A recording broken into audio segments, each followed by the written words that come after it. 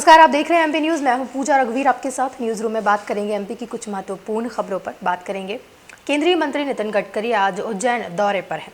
गडकरी यहां 11 सड़कों के जाल की नींव रखेंगे। साथ ही 534 किलोमीटर लंबी ये सड़कें 6,247 करोड़ रुपए की लागत से बनाई जाएगी। वहीं उज्जैन आने से पहले नितिन गडकरी इंदौर एयरपोर्ट पर आए। यहां जल संसाधन मंत्री तुलसीराम सिलावट ने उनका स्वागत किया। गडकरी इंदौर से उज्जैन आकर कोठी पैलेस के पास बने दिव्यांग पार्क का निरीक्षण कर चुके हैं। वहीं महाकालेश्वर मंदिर भी वे पहुंचेंगे। साथ ही दर्शन पूजन के बाद सड़कों के शिलान्यास कार्यक्रम में वे भाग लेंगे। गडकरी और मुख्यमंत्री शिवराज सिंह चौहान के आने से पहले महाकाल मंदिर में आम श्रद्धालुओं के प्रवेश पर रोक लगा दी गई है। रुक करते हैं अगली खबर का। इंदौर से 125 किलोमीटर दूर बड़वानी में सुबह लगभग करीब 5 बजे भूकंप के झटके महसूस किए गए।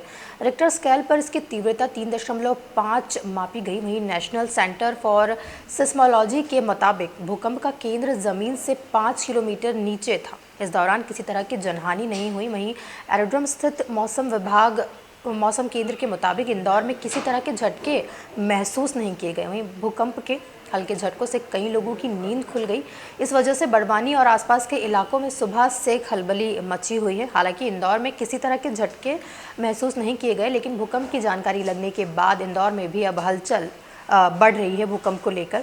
वहीं गुरुवार को ही भारत के हिमाचल प्रदेश में भी भूकंप के झटके महसूस किए गए। हिमाचल प्रदेश के चांबा में देर रात करीब 1 बजे ये भूकंप के झटके आए थे, जिसकी तीव्रता 2.2 मापी गई है। तो भूकंप के ये झटके हिमाचल के साथ मध्य प्रदेश के बड़वानी ज़िले में भी महसूस किए गए हैं। बढ़ते हैं अगली खबर पर। देवी अहिल्या यूनिवर्सिटी में दीक्षांत समारोह की तैयारी शुरू हो गई है। दीक्षांत समारोह 23 मार्च को होगा। इस पर करीब 27 लाख रुपए खर्च होंगे। खास बात यह है कि महामहिम राज्यपाल से भी इसकी स्वीकृति मिल चुकी है। दीक्षांत समारोह वर्ष 2019-20 और 2020-21 बैच के स्टूडेंट्स का रहेगा। इसमें करीब 200 स्टूडेंट्स को गोल्ड मेडल दिया जाएगा। कार्य परिषद की बैठक में दीक्षांत समारोह के बजट को स्वीकृति मिल चुकी है। इस बार भी पारंपरिक वेशभूषा में ही ये समारोह होगा। बढ़ते हैं अगली खबर पर।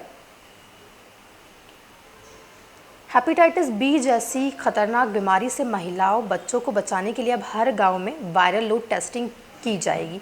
एनएचएम ने इसके लिए आउटसोर्स के जरिए एक कंपनी को हेपेटाइटिस की वायरल लोड टेस्टिंग का काम सौंपा है। गांव में ही प्रसव पूर्व जांच एएनसी के दौरान गर्भवती महिलाओं की स्क्रीनिंग की जाएगी। यही नहीं, स्क्रीनिंग में हेपेटाइटिस बी और सी पॉजिटिव आने पर गर्भवती के सैंपल लेकर वायरल लोड टेस्टिंग के लिए भेजे जाएंगे। वहीं पॉजिटिव गर्भवतियों को एक केंद्र पर एकत्रित कर उनके सैंपल लेकर वायरल लोड टेस्टिंग कराई जाएगी। इससे हेपेटाइटिस बी पॉजिटिव गर्भवतियों को ट्रीटमेंट मिल सकेगा। वहीं हर जांच के बाद आरसीएच पोर्टल पर एंट्री की जाती है।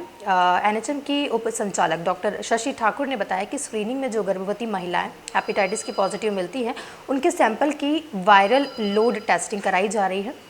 जिनके सैंपल में वायरल लोड 20,000 से ज़्यादा मिलता है, उनके लिवर एलएफटी और किडनी फंक्शन टेस्ट आरएफटी कराए जाते हैं। यदि एलएफटी और आरएफटी में रिजल्ट बढ़ा हुआ मिलता है तो लिवर सिरोसिस की संभावना बढ़ जाती है। ऐसे में गर्भवतियों का इलाज तुरंत शुरू करना होता है। इलाज जल्दी शुरू होने से लिवर सिरोसिस और कैंसर के संक्रमण से उन्हें बचाया जा सकता है। हेपेटाइटिस संक्रमित मां से जन्म लेने वाले नवजातों को हेपेटाइटिस के टीके के साथ ही इम्यूनोग्लोबिन वैक्सीन लगाई जाती है, ताकि बच्चे को संक्रमण से बचाया जा सके। हर प्रसव केंद्र पर यह वैक्सीन उपलब्ध रहती है, जो कि बहुत ही अच्छी कोशिश है गर्भवती महिलाओं के लिए, जिससे कि आने वाली जो नवजात बच्चे हैं उन्हें भी बचाया जा सकता है हेपेटाइटिस जैसी गंभीर बीमारियों से।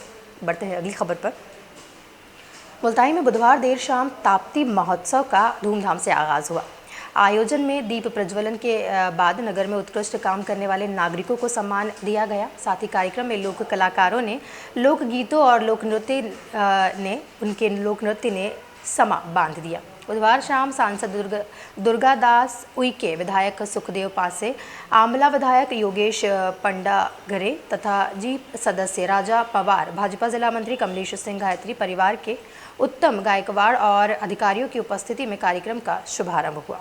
महोत्सव का उत्कृष्ट कार्य करने वाले व्यक्तियों का यहाँ सम्मान भी किया गया। इसमें 2 युवकों को ताप्ती सरोवर में डूबने से बचाने वाले नगरपालिका कर्मी निकेश कोरावड़े, शहर को निःशुल्क जल उपलब्ध कराने वाले गोविंद महाजन, ब्रजभूषण जायसवाल, निःशुल्क पानी का टैंकर देने के लिए निहाल चौहान तथा मोक्ष धाम में टीन शेड तथा वाटर कूलर के लिए मीरा चांडलिया को पुरस्कृत भी किया गया।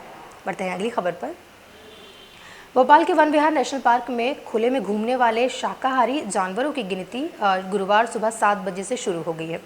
इस दौरान लंगूर, चीतल और नीलगाय झुंड में दिखाई दिए। गिनती 26 फरवरी तक चलेगी। इसके चलते टूरिस्टों को सुबह 7 के बजाय 10 बजे यहां पर एंट्री अब दी जा रही है। वहीं deputy director doctor A K. Jain ने बताया कि 52 ट्रांजिट पॉइंटों पर गिनती की जा रही है। इसके लिए 60 कर्मचारियों की ड्यूटी लगाई गई है। बता दें, वर्ष 2017 में खुले में घूमने वाले जानवरों की संख्या कुछ 1149 थी, जो 2021 में बढ़कर 1429 पहुंच गई है। पिछले साल में चीतल, सांभर, नीलगाय, लंगूर, मोर आदि जानवरों की संख्या बढ़ी है। ऐसे में इस बार हो रही गणना में इनकी संख्या अधिक होने की पूरी संभावनाएं जताई जा रही है। ये थी कुछ महत्वपूर्ण खबरें। बाकी खबरों के लिए आप बने रहें MP न्यूज़ के साथ। नमस्कार।